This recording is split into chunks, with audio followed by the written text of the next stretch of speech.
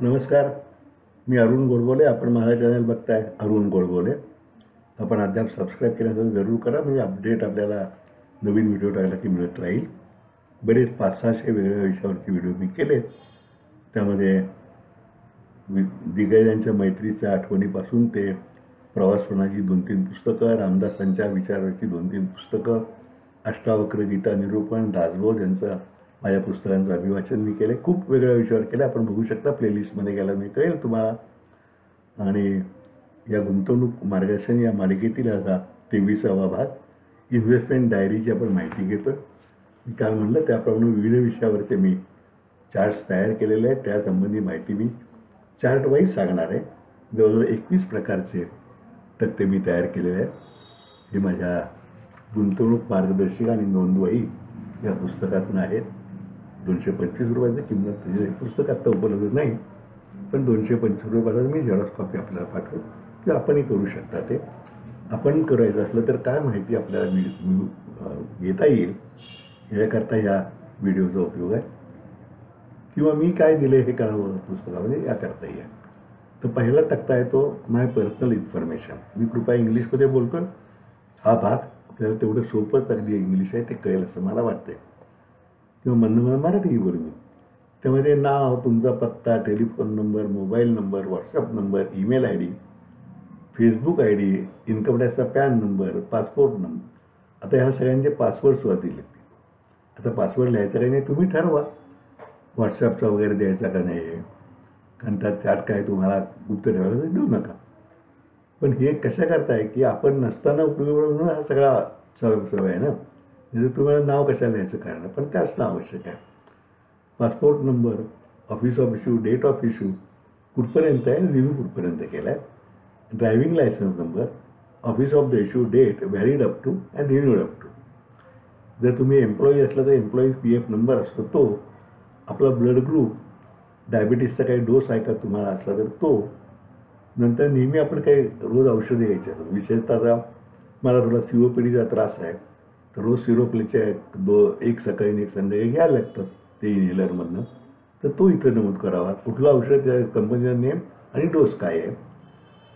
कारण का की विस्मरण होतं अनेक ज्येष्ठांना 60-70 वर्षाच्या पुढे. काय घेतो आपण हे लक्षात राहत नाही. मग ती चिठ्ठी हुडका किंवा डॉक्टरकडे परत जा.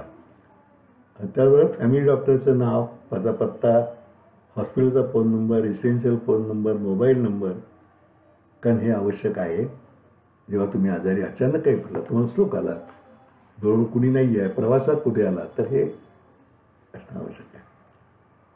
तुमचं हेल्थ इन्शुरन्स आहे का नाही, लाईफ इन्शुरन्स आहे का नाही. मग त्याचे तक्ते वेगळे नंतर दिलेत मी, सेक्शन 9-8 असे. नंतर आपल्या जवळचे मित्र किंवा नातेवाईकांची नाव आणि त्यांचे टेलिफोन नंबर. तर आपला चार्टर अकाउंटंट किंवा टॅक्स कन्सल्टंट कोणी असला तर त्याचं नाव आणि पत्ता आणि telephone number, email I D. शेजा आपण देहदान रजिस्टर केलं आहे का, नेत्रदान रजिस्टर केलं आहे का, केलं असलं तर कुठल्या हॉस्पिटलला केलं आहे आणि त्याचा फोन नंबर. हे सगळं ह्या पर्सनल इन्फॉर्मेशनमध्ये आहे. हा पहिला तक्ता आहे. दुसरा तक्ता आहे सेव्हिंग बँक अकाउंट संबंधीचा. त्यात एका पानामध्ये तुम्ही 4 अकाउंट तरी लिहू शकता. त्यामध्ये name of the bank, branch address, त्याचा IFSC code, MICR code, telephone number ब्रँचचा त्या, आणि आपला कस्टमर ID आणि अकाउंट नंबर. नंतर इंटरनेट बँकिंग असलं तर त्या IDचा पासवर्ड तोही लिहायचा का नाही ते तुम्ही ठरवा.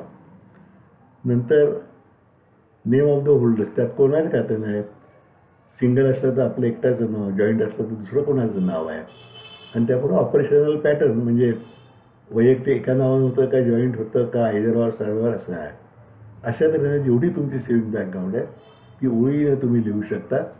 या पुस्तकामध्ये मी नॉर्मल माणसाची साधारणपणे 8-10 सेव्हिंग अकाउंट असतील असं म्हणून 3-4 पानं सोडलेली आहेत त्याला. पुढचा तक्ता जो आहे तो सेक्शन 3 बँक फिक्स डिपॉझिट्स.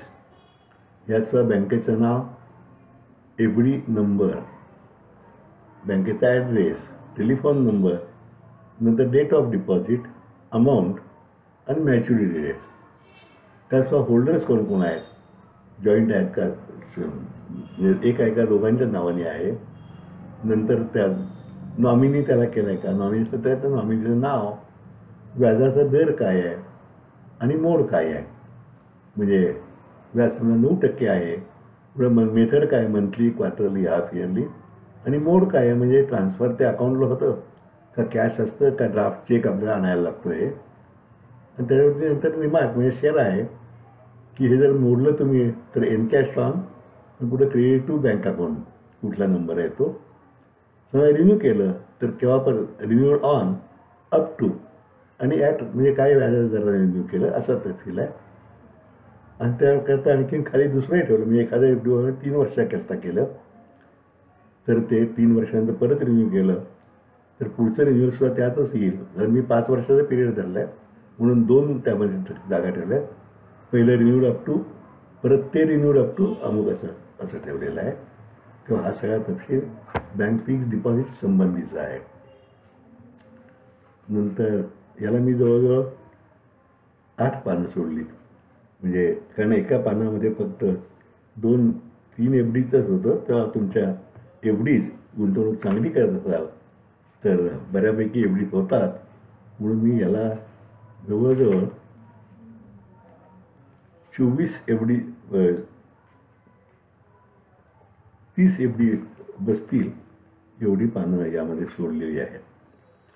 नंतर पुढचा जो तक्ता आहे तो सेक्शन 4, तो शेअर्स इन्व्हेस्टमेंटचा. त्यातला पहिला आहे की बेसिक इन्फॉर्मेशन. एक म्हणजे demat account details, name of the depository, NSDL, CSDL किंवा दुसरं काय असेल ते. नंतर डिपॉझिटरी पार्टिसिपंट्स नेम. समजा एक माझं अकाउंट NSDL आहे, डिपॉझिटरी पार्टिसिपंट आहे समजा माझी IDBI बँक, तर त्या IDBI बँकेचं नाव येईल, त्या ब्रँचचा ॲड्रेस येईल, त्या टेलिफोन नंबर येईल, नंतर त्या DPID नंबर येईल, त्या IDBIचा नंबर येईल, नंतर ईमेल अकाउंट येईल, ईमेल ID येईल त्यांचा, आणि आपला कस्टमर ID पुढे येईल, कारण तुमचा अकाउंट काय नंबरने येतो. The mandate for credit of dividends and debits हे तुम्ही कळवलंय का त्या अकाउंटला, SBI अकाउंटला किंवा करंट अकाउंटला वगैरे. आणि त्या नेम्स ऑफ द होल्डर्स काय आहेत त्या डीमॅट अकाउंटची. त्या जास्तीत जास्त 3 नावं देता येतात माझ्या माहितीप्रमाणे, पण ती नावं आहेत का, नॉमिनी कोण आहे ती त्यामध्ये नमूद करता येतं, आणि सिग्नेचरचाही पॅटर्न त्यात नमूद करता येतो. सहसा पहिल्या होल्डरच्या नावाने ते चालतं. त्याखाली दुसरा भाग आहे तो डिटेल्स ऑफ ब्रोकर. ब्रोकरचं नाव, कारण तुम्ही जेव्हा खरेदी विक्री करता ते मार्केटमधनं तुम्हालाही करता येतं. हल्ली बऱ्याचशा कंपन्या 10paisa.com तो काय काय निघाल्यात, पण ब्रोकर जुनी पारंपरिक पद्धतीने ब्रोकरच्या थ्रू विश्वासपात्र करणं, तर ब्रोकरचं नाव, त्याचा पत्ता, telephone number, fax number, email ID. आपल्या करता प्रत्येक ब्रोकर जेव्हा आपण नोंदणी करतो तर आपला क्लायंट ID नंबर देतो, तो नंबर, त्याचं कोण कॉन्टॅक्ट पर्सन तुम्हाला अलॉट केला असेल तो, आणि त्याचा टेलिफोन नंबर, ही इतकी माहिती शेअर्स इन्व्हेस्टमेंटमध्ये. पहिला हा बेसिक इन्फॉर्मेशन. मग पुढे डिटेल्स ऑफ शेअर्स हेल्ड. आता ह्याकरता मी काय केलं की नॉर्मल कोर्समध्ये माणूस किती शेअर्स घेतो हे काही सांगता येणार नाही, पण रफली मी असं केलं की 36 कंपन्यांच्या शेअर्सची माहिती यामध्ये दिली आहे. म्हणजे एका पानावर 4 असे 9×36 9 पानं यात दिलेली आहे. प्रत्येक पानावरची प्रत्येक कंपनीची माहिती तीच आहे, फक्त ओळीनं ते राहावी म्हणून त्यामध्ये एक जी माहिती आहे ती सांगतो. डिटेल्स ऑफ शेअर्स हेल्ड, एक name of the company, purchase date, contract number, number of shares, rate per share, total cost आणि टोटल होल्डिंग. जसं अमुक तारखेला तुम्ही पहिल्यांदा 50 शेअर्स खरेदी केले, पुढे त्याच कंपनी आणखीन 10 शेअर्स खरेदी केले, तर टोटल होल्डिंग 50 आणि 10 60 होईल. मग कंपनीनं काहीतरी 10 लाख बोनस दिला तर 6 शेअर्स वाढले, तर ती बोनसची तारीख होऊन ते होल्डिंग 70 होईल. म्हणजे तुमचं होल्डिंग अमुक कंपनीमध्ये किती आहे हे कळतं. शिवाय त्यातल्या शेअर्सची आपली खरेदी किंमत किती आहे ती सुद्धा आपल्याला कळत राहते. जेव्हा आपण शेअर्स विकू तेव्हा आपल्याला कॅपिटल गेन किंवा प्रॉफिट हा काढण्याकरता ही उपयोगी पडणारी गोष्ट आहे. 5वा सेक्शन आहे तो इन्व्हेस्टमेंट इन म्युच्युअल फंड्स. तर म्युच्युअल फंड्स वेगवेगळे असतात, मी आपण माहिती बघितली. Large cap fund, small cap fund, टॅक्सियल फंड, अनेक प्रकार त्यामध्ये आहेत, आणि त्याकरता त्या नियमाप्रमाणे तुम्ही त्यामध्ये गुंतवणूक करता. आणि त्या गुंतवणुकीवरती तुम्हाला ते डिव्हिडंड मिळतं किंवा काय असेल ते डिस्ट्रीब्युशन ऑफ इन्कम मिळतं. त्यामुळे 10 प्रकारचे गुंतवणूक इन्व्हेस्टमेंटची माहिती यात राहील म्युच्युअल फंडातल्या, असं मी इथं डिझाईन केलेलं आहे. म्हणजे प्रत्येका पानावरती 2 असं म्हटलं आहे. त्यामध्ये नेम ऑफ द फंड, तो ग्रोथ आहे का डिव्हिडंड पेईंग आहे. म्हणजे काही कंपनी डिव्हिडंड जमा होतं, तुम्हाला मिळत नाही दरवर्षी, काहीचं डिव्हिडंड दरवर्षी तुम्हाला दिलं जातं, तो ऑप्शन त्यात असतो. त्या कंपनीचा ॲड्रेस, एजंटचं नाव, कंपनीचा telephone number, email I D, एजंटचं नाव आणि ईमेल आय डी, होल्डर्स म्हणजे त्यात कोण कोण आहेत, आपण एक आहे का दोघं आहेत, आणि नंतर नॉमिनी त्याला आपण केलं आहे ना, हे आवश्यक आहे. नंतर फोलिओ नंबर, त्या प्रत्येक म्युच्युअल फंडला तुम्हाला फोलिओ नंबर अलॉट केला असतो. लॉक इन पिरियड काही त्यात आहे का, आणि पुढं तोही त्यात नमूद करता येतो. काही म्युच्युअल फंडांना असतो तो. आणि कनेक्टेड बँक असे दिलेलं आहे. त्याची माहिती कशी, तर date of purchase, number of units, त्यांची NAV, मग टोटल युनिट्स आणि त्याची टोटल कॉस्ट. हे सुद्धा जेव्हा तुम्ही रिडीम कराल तेव्हा तुम्हाला हा सगळा तपशील उपयोगी पडतो. यात आणखीन एक नवीन ॲड करायला पाहिजे शेअर्समध्ये, आणि यात सुद्धा शेअरचा ISIN नंबर त्यामध्ये घातला पाहिजे. आणि म्युच्युअल फंडांसुद्धा ISIN नंबर मिळतो, तोही ह्या वरच्या माहितीमध्ये नमूद केला पाहिजे. तर आज आपण इथे थांबूया.